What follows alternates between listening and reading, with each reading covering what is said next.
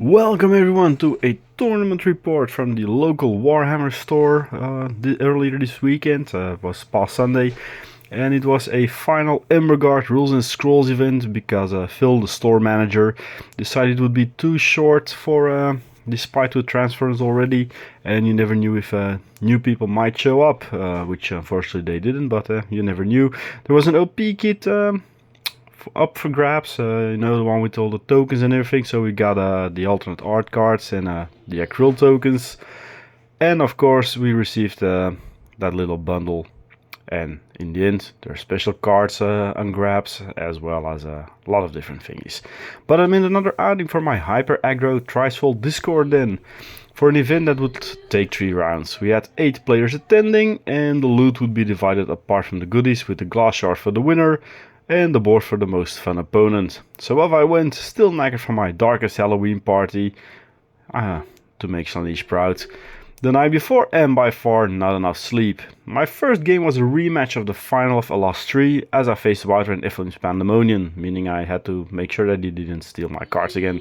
It's a little inside joke. And it kind of went the same basically, with the Siege Demons being tabled before round 3 started in a flurry of Slaanesh bullying. As a result, 22-14 was on the scorecard, and we were off to a rocket start. For the second round, it was another bout in the ongoing battle of the veteran gamers. I faced Johan, who is going stateside next week for the Worlds, and having face him with the Zarbak's Gits. 9 delving bodies versus my 3 demons. This might turn out to be tricky.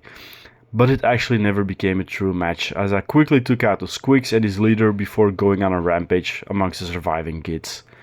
In the end, I didn't table him though, as he made a final save in my last activation, leaving with a single Git archer on a single wound.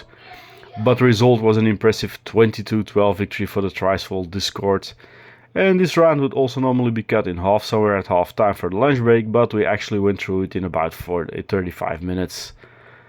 And after lunch, that brought us to the finale of the tournament against Wim and his aggro Iron Soul Condemners. Finally, in the 7th game with the Tricefold Discord, I get to play Stormcast, the warband I was building my deck around to counter. It started with this big hammer guy, barely surviving Lascavir's opening assault before my lawnmower was taken down. I then took out one of his before he brought on Vashtis, but then his survivors, each having some wounds, were stuck in a corner with Vexmore in range, and his leader went down.